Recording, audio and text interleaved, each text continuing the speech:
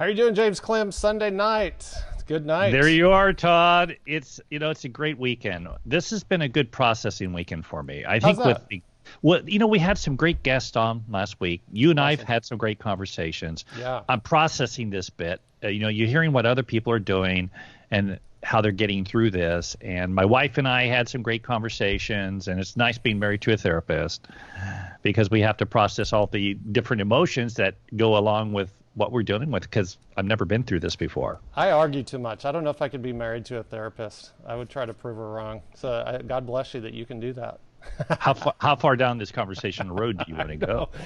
I had a little bit of therapy myself this weekend. My team and I, we did a retreat just Friday night with a patient of ours. He's a super great guy. In fact, we may even have him on the show. He's world-renowned real estate coach. He trains real estate agents and everything, and home builders. And anyway, written multiple books on the DISC system, and we got analyzed. And wow, I was amazed because I only filled out like 20 questions, and it had me down to a T. It was just amazing. So, what do you think I am, James? A D, I, S, or C?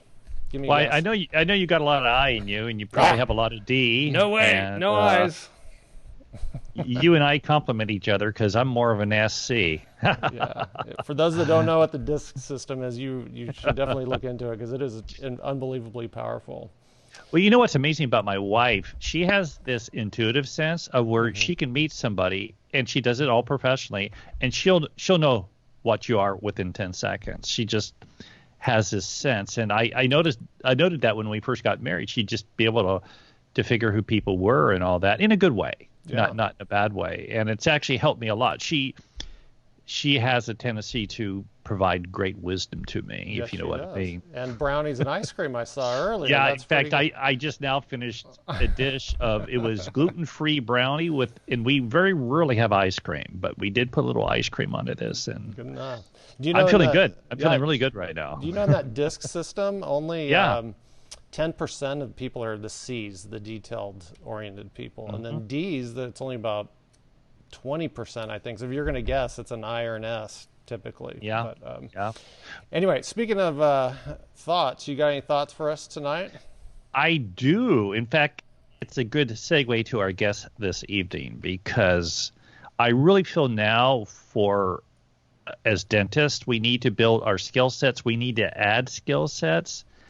And I found that to be a focus coming out of 2008. And that's the only thing I can refer that to. But this is a little book that I have that I read every day, get little ideas from. It's about success. And this is a very short statement, but it's very profound. What are the stepping stones to achieve success? And that is the question. And I think Dr. Arun Garg is the one to talk to about that because I've heard so much about his training, and I've had colleagues who I respect with the highest regard say that he can take a very complex information and break it down to a very reasonable step process so you can go back and implement. And his online his hands-on courses, I heard, are second to none out there in implants. So I want to go take his class. Yeah, absolutely. Dr. Maybe Garg, I can now. You are up. How are you doing this weekend down in Florida? Hey, I'm doing fantastic. Thank you. Yeah, we, when we, James and I put this together a few weeks ago, you were on the top of the list. I know you probably didn't have any idea, but, we both follow you, and we're thinking, man, this guy's positive. This guy, he's a smiler guy, and it definitely could motivate people. So we're very happy. I hope so. Oh yeah. So what's your take on all this? Where are you going with your team and your practice? I'm in the same position as everyone else. I mean, who can prepare for this? Yeah. But I was lucky that right when all this happened, I was on the internet searching like everyone else. I was looking through social media, and I found something that an American movie producer had been living in China for the last 8 years. And of course, they went through what we're going through sooner, but he's an American guy, had gone through it, wrote it in proper English and such, a movie producer. And what he did is he said, well, what he found his experience was the first 2 weeks, he found him and everyone around him all over the internet, social media, trying to figure things out, just having this anxiety and such. And then he said the next 2 weeks, he kind of figured out a nice rhythm. Like, I can get through this. Here's what I'm going to do. Maybe sleeping late, maybe eat healthy, maybe do this, maybe do that, maybe catch a little work. I got this system now. Where I'm going to get food from, where I'm going to get this from. And then he said, then the following 2 weeks crashed. Okay, had great days, and then really bad days, and just want to stay in bed all day. And then the following 2 weeks, could see the light at the end of the tunnel. Was feeling good again. So I was lucky. I found sort of that roadmap, and I said, then sometimes you see something like that, and you go, well, it's going to be a self-fulfilling prophecy because I've read that. That's what's going to happen. Mm-hmm. I don't know if that's the case or not. That's what happened with me. So the first 2 weeks, I was guilty of being on everything, and because I want to always be in a leadership position, because I wanted to be the most knowledgeable guy in all of dentistry about COVID. Okay, that no one in dentistry can know any more about COVID than me, and I think I accomplished that mission. And then after 2 weeks, I turned all that off. Oh, good for you. Instead of focusing 95% of my energy on the news and social media, I focus 95% on things I do have control over. Yeah. I don't have control over COVID. I don't have control over any of that. I don't have control over what the government does. And no matter how many hours you sit there clacking away at your keyboard, it's not going to change their response, whether you like it or don't like it. But you know what? What I can change is me. So I said, let me spend 95% of my time on the things that I have got control over. Okay? Like you say, coming up with a plan for the team. Mm-hmm. The first 2 weeks, I should have been in touch with the team. I got to be honest, I wasn't. Right. I was so busy looking on social media, the news, and pajamas, and should I shave or should I not shave? I was doing the same thing. I'm going to grow a beard. But the next 2 weeks, I said, I'm getting up every morning. I'm going to shave. I'm going to, get ready to go. I learned how to do these kind of things, FaceTime and Zoom time and Skype time, and started being in touch with all the team members on a regular basis, at least every day, and say, look, I don't have all the answers, but you know what? We're all in this together, okay? And I'm going to protect you as far as I can, and then we got to all protect the business, because the business is not protected, there won't be anything for us to come back to. Yeah. But I explained that to him, and then and then all of us are fearful. We got the patients, and are they still going to be there when we get back or not? Mm-hmm. There's a business fellow who gives a story about, and he's actually in Texas. If you got 5 birds on a telephone wire and you shoot one and it falls to the ground completely dead, how many birds are left on the telephone wire? And that would be the answer. Obvious arithmetic would be 4. Yeah. But the answer is none, because when you shot the one, the other 4 flew off. Oh, true. Right. And that's kind of how all of us are feeling. That is one patient isn't coming, but now maybe they all flew off. And so I talk to the team on a daily basis and we don't know, but it's when we get back, here's what we got to do. We got to stay in touch with our patients. Mm-hmm. We may not call all of them because it's going to sound so obtuse to be calling folks that we haven't, don't have a relationship with, but the ones our closest ones. I say, let's take our top, and I have multiple offices, but the top 25 patients that we feel attachment to because of big cases or emotional connection, or they're the ones who brought the cookies and cakes. Let's reach out and call them. And then if we get through them and still have time, let's do another 25. Yeah. And just kind of work our way down, figure out who these folks are. And because I do a lot of implants, a lot of our folks are older. And what was weird is we were calling to check up on them because they're older population. They're the ones that, they say above 60 is where you really have the problem with this, and a lot of them are above 60. Yeah. And the funny thing was they were so concerned about how we were doing. Yeah. You see that, right? Yeah. I've had the same thing. Mm-hmm. You're concerned about, wait a minute, I'm not your age, and I should be concerned about not you concerned about me. I had one patient tell me, he goes, you've got to really be careful because we don't want you getting this and not being there for us when this is all over. And here I felt like I needed to be protective of him, and he was being protective of me. One thing that I like what you just said is that, you gave yourself a time limit on social media. I'm not as mature as you are on that. And I think you're right. Maybe we have a different perspective or an incorrect perspective because probably most of the public, our patients, including all that, they're probably over this, whereas we're checking our state boards every day and figuring out what our governors are doing. Most of our patients are probably already in their little niche and they're doing okay. So maybe we are the ones looking at stuff too much. What What do you feel about what's happening in Florida? Well, again, social media was happening, or the news was happening, or reality was happening when you're out there. Okay, right. And those are three different things. And very much so. You know, I've got a Tesla, so I charge it at home. You know, I got a charger at home, so I don't have to stop at the gas station. So I can go driving around, and I don't have to worry that, well, the more I drive, the more gas stations I have to stop at, and more, you know, social distancing and gloves and masks. I charge up, I drive around. And so, you know, you see on social media, streets are empty, deserted. Yep. When I drive around, I don't see them deserted. Oh, you don't? It's half the cars of usual. Yep. Okay, it is half, but they're out there. Okay, it is not a ghost town. As I don't think anyone other than me is just driving around. And I'm not just driving around. I'm talking about, because I go in the office still for emergencies. Okay, so, you know, if there's an emergency, I've still been seeing them. So I'm going for a purpose. If it's a grocery store, I'm still going there. And on the way, I see about half the number of cars. People are going to grocery stores. People are going to see emergencies. People are going to the hospital. I've been volunteering at the hospital with my buddies there. Oh, good. And like what? What have you been doing at the hospital? I've just been going down and, you know, I'm not doing surgeries or anything, but is checking patients in. You're like a candy striper. Are you a candy striper there? Exactly. Very good. So what I see is, for them, they feel a little sense of normalcy. And I've been in touch with some of our colleagues that have opened up, and some opened up like 2 or 3 days ago. Right. And they said, you know, they were surprised the whole schedule filled up. Yeah. It's because a couple of states have now allowed even elective procedures, and they were actually surprised about that. Yeah, I'm in Texas, and so we're able to go as of Friday midnight. So tomorrow, pretty much every dentist is opening up. And I'm glad you said what you said, because today when I was driving around and going into Home Depot to get some things, and I went to the grocery store, it's feeling more normal. It's right. You know, it wasn't so hard to get in the grocery store. There were more cars on the road and things like that. And I hadn't really thought about it till you just said that. So yeah. In fact, on Friday I was coming back from the office just to check on a few things, and I was looking on the road, and I'm going, wait a minute, this is like normal. Did I miss something here? Yeah. So I was going to take my own pictures. So every time someone shows social media pictures of empty roads, I'm going to show my own pictures like, no, there's plenty of traffic here, you know.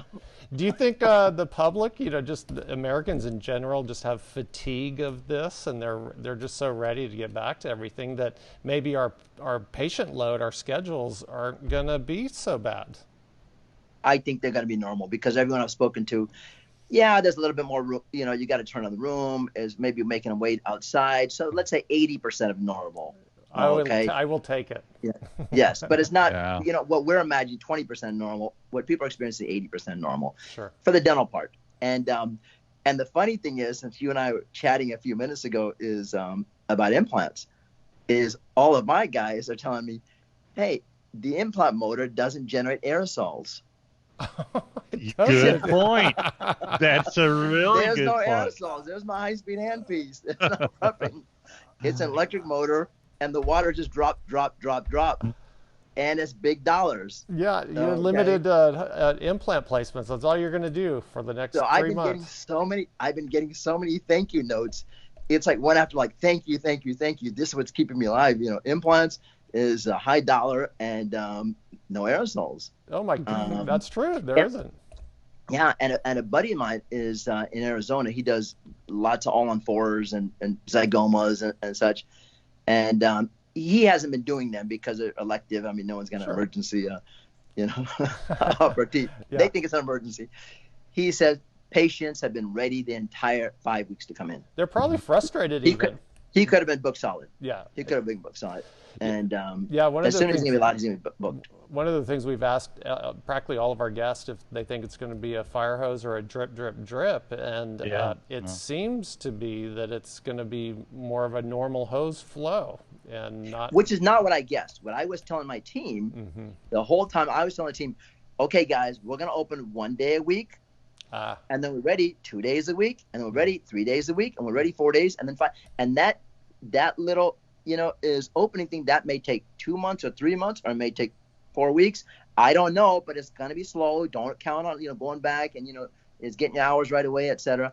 And from what I'm hearing, so today when I had to talk with the team, I said, no, I think we're going to be, And so, for example, Dr. Guzman, I talked to him. I said, how many, we're starting in Florida in the middle of the month. That's in South Florida. They're allowing middle of the month. North Florida, they're allowing right now. But he's starting 4 days. Yeah. Okay, May 11th, boom, 4 days. Yep. So we're starting, we have the ability to start tomorrow in Texas. I just decided we're going to start on Tuesday just to kind of give us a little bit of a cushion, because our governor and our state board is like changing 4 times all last week. And so I thought, I'll start on Tuesday.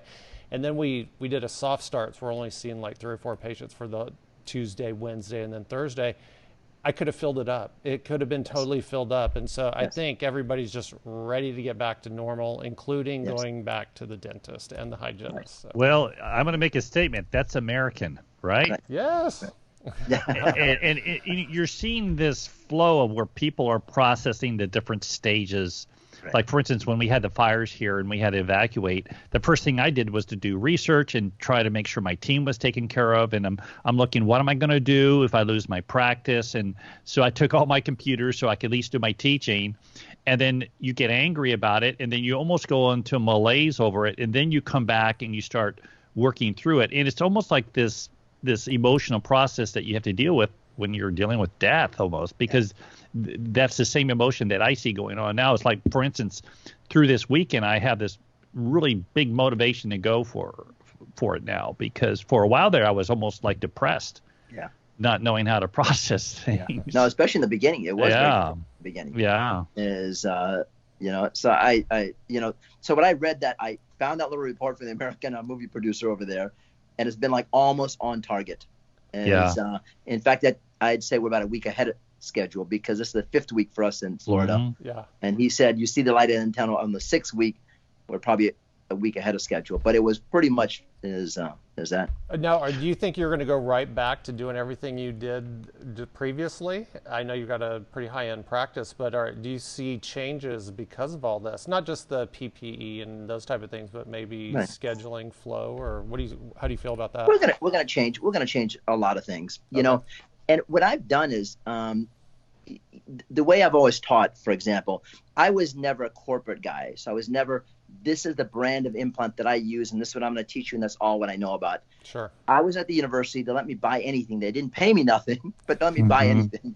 So I bought anything and everything. So I tried every brand and lots of times.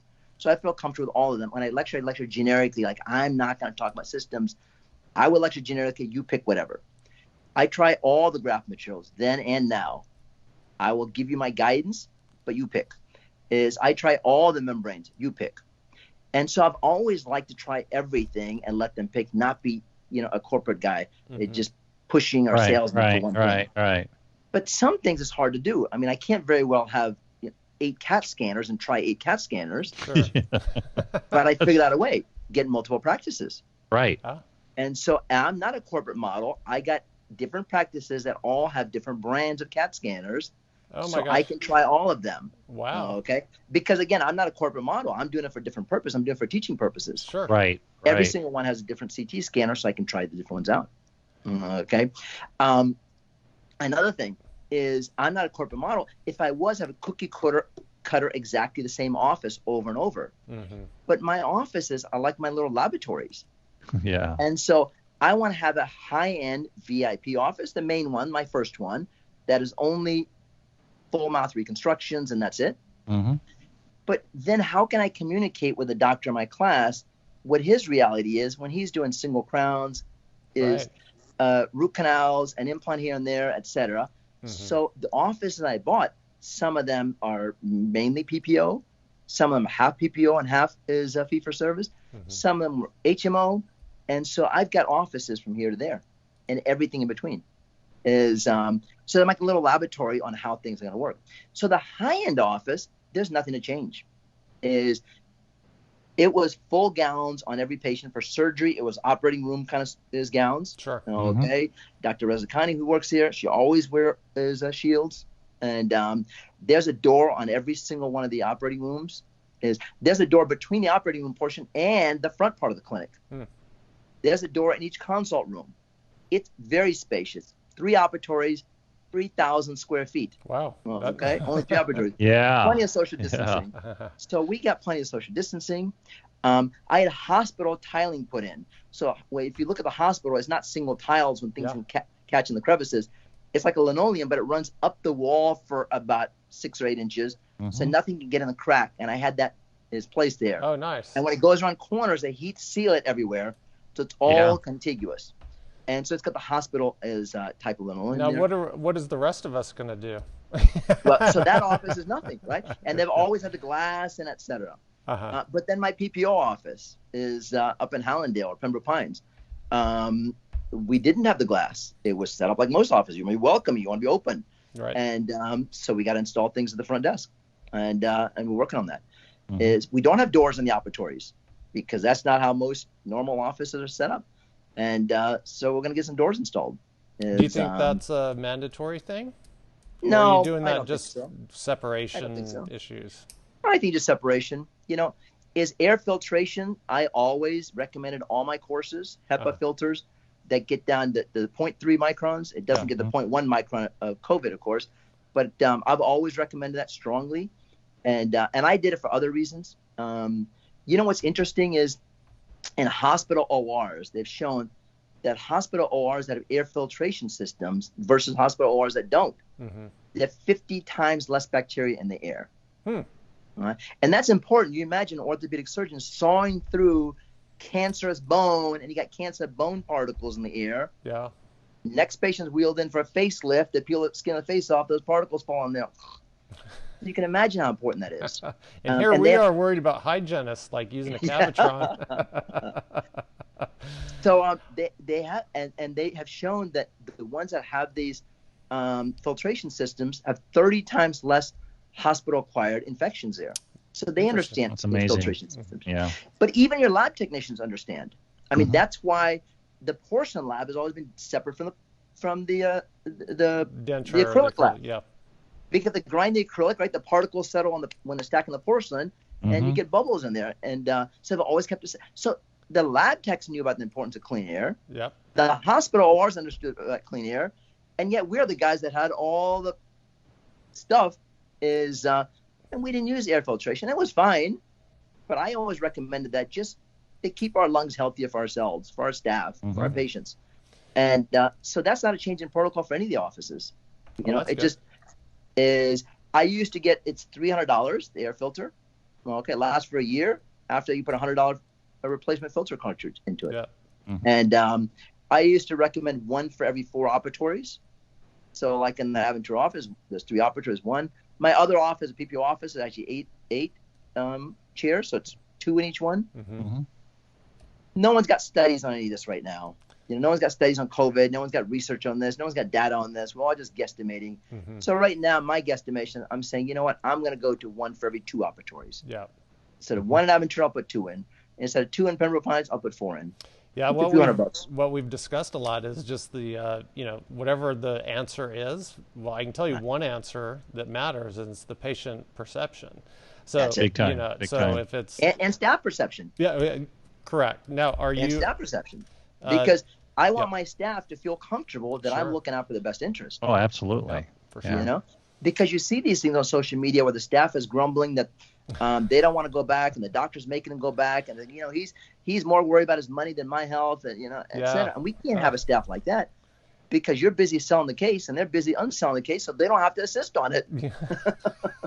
Yeah, it's probably not too good when the team is unselling the case. I hadn't ever thought about that. So I need them to feel comfortable and excited about doing the case. Now, you've obviously got a big following, a lot of doctors that admire you and your work, and big influencer. What would you say to a younger dentist that probably took maybe one of your first level courses, just starting implants, just kind of getting rolling, and he's coming back to his 1 hygienist, 1 assistant, and there's lots of debt? What do you think that dentist should be doing when they come out? So you're saying he's already in practice, already got a practice. Yeah, probably. Number one, I think 30s. we all agree. Yeah. I think from what we've seen this week, we all agree he's going to come back to 80% of his patient base. Okay. So it's not going to be a big hit. And the other interesting thing is, you said, well, it's still 20% lower. It is, but that's going to go away in a few months. But the thing is if my business goes down 20% and everyone else stays the same, well, then my business went down. Yeah. But if I go down 20%, everyone else goes down 20%. We're all the same. Sure. So if I'm making 20% less right now, not forever. Yeah. But my airline tickets are 20% less. And the hotels cost 20% less. Yeah. And the restaurants cost me 20% less. And the contractor that last year that I said, hey, can you do this project for $350,000? And he said, no, thanks. Now he's coming back saying, yes, sir, please. I will take that job for $250,000. That's excellent point. Now, do you think this is with all that said, down, but my expenses go down. Yeah. So for that guy, I think what's going to happen is income may go down, but his expenses go down. Is if he was thinking of buying that laser 4 months ago for $100,000, I'm sure he'll get it now for $60,000. So with that said, we've asked a lot of people during all this, do you think it's a good time to actually incorporate technology? Because, that $100,000 mark is kind of that limitation that people don't want to cross. But, maybe now's the time to get great financing or whatever the deals they're going to give. Well, I already saw Millennium Laser advertising that we're offering 2008 pricing in 2020. Oh yeah, and you're going to see a lot of good deals, low interest, and you're probably going to see deals where there's maybe no payment for a year. Yeah. And now's the time to take the risk. Yes. Jump ahead. I can tell you from my courses. Yeah. I'm telling you, don't pay me now. No, okay. Instead of you pay me, and then you earn the money back. What you learn, you incorporate, you make extra money, and then pay me. Is that what you guys are doing in your implant courses? Yes, absolutely. How are your classes going to? Now you do your classes in the Dominican Republic, right? Is that right? Yes. I'm just curious. How are you going to manage that? Because with the flights and managing that, is that going to be an issue? You think? We're seeing things one day at a time. So clinics are opening up this week or next week. This month, pretty much throughout the country. Flights are open. I mean, they've never stopped, but it doesn't look like, as far as travel, has really opened. And so the clinics, we're going back to business now, is for those types of things, live patient. I had to talk with the team. I said, I don't think any in May, obviously, and I don't even think beginning of June. I said, let's tentatively put ourselves for middle of June. Okay, but be prepared that I may have to push it back to July. Okay. So you think it's good? That's just around the corner, so that's not too bad. So you think with what you're seeing on the 80/20, your classes are going to start running again? Oh yeah. Okay, good. Man, good. I think yes. No, Arun, you have blessed me already. I just love your positive attitude. Yeah. It's critical thinking. You're taking charge. You have a lot of experience. You've fed from a lot of colleagues that you've seen. I really am appreciating your perspective this evening. And I know our audience should be listening to this. So I want to ask our audience to share this broadcast. You got to share it with your colleagues because they need to hear this information this evening. Yeah, absolutely. Well, so any of your practices I assume you have associates or partners in those other practices, or are any of them worried about coming back, or do you have a full complement of team? What I've done with every single associate, I've said, you tell me the date you want to come back, and if you want to revise it, you revise it. Good for you. And I've got, from here to there. I mean, there are some that are chomping at the bit. I said, when do you want to come back? He goes, April 15. I'm like, well, that was 2 weeks ago. He's like, I'm ready. Full schedule. And I've got some that say, you know what? I want to wait till June.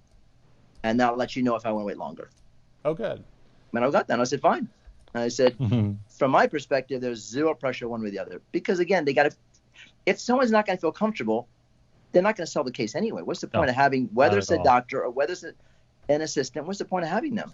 Let me interrupt you just for a second. You got a comment. This is a good one. Nitish Sarathru. There are very few people as experts as he is in the dental education industry. That very much so. We'll give him a like on that.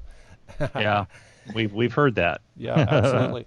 Well, so do you have any last words for your big fan base? We've got a lot of people watching right now. So any words of wisdom to take us out of the week?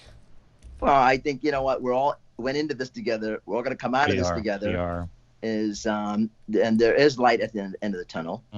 There were some folks that were big winners, the toilet paper companies, for example. And there were probably some that were big losers. Some bars and restaurants just couldn't survive this time and went bankrupt. So there might be 10% outliers on either side.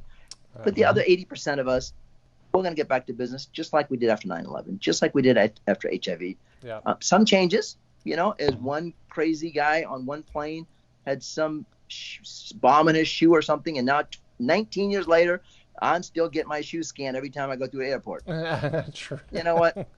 So there'll be some minor changes in life, but that's it. Life goes on.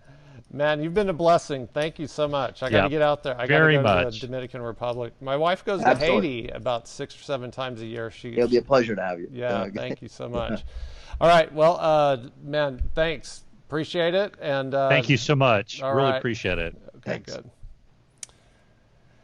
James Clem, we had a great week, ladies' week, and then ended up with Dr. Garg. What a great guy he is, huh? You know what? I needed that. I love his perspective, and I've heard so much about his education, and you can see that type of mindset develops a perspective that allows you to grow. And it's true. We can't control what happened to us, but we can control how we think and the decisions we're going to make to get up and going again. And that's the type of interviews we've wanted. Dr. Snitzer last week said the same thing. You can't control what happened to you, but you can control the choices that you make from here on out. And that would be our courage to our viewing audience is, sometimes the toughest times are where you find your greatest strength, and you may pivot on something and you're going, I never would have done it unless it happened this way.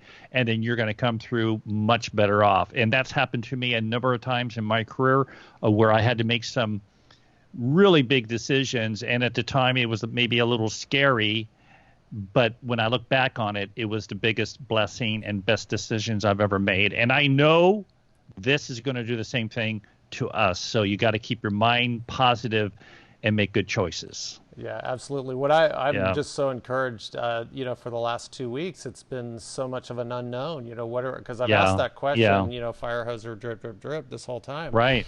And in my heart, I feel I'm going to start with a bang. I think just about, and just like Dr. Garg was saying, 80%, that's not bad at all. And I think that's going to happen in California. It's going to happen in Florida, Texas, and everywhere. And we just need to get this science thing going through so we can start treating our patients. So you got it. Well, that's our challenge to our viewing audience is got to go for it. Yeah, well, and communicate with your patients, communicate with your team, make sure that you're doing the right thing, and keeping dentistry in the forefront, because we're all in this together. And we've had another good message this week was how much more our local communities in dentistry have come together, and that's really powerful, because sometimes we're our own worst enemies. And anyway, some great guests this week. So, but we've got another week now. Since since we're getting back to work, we're going to change our times to the evening.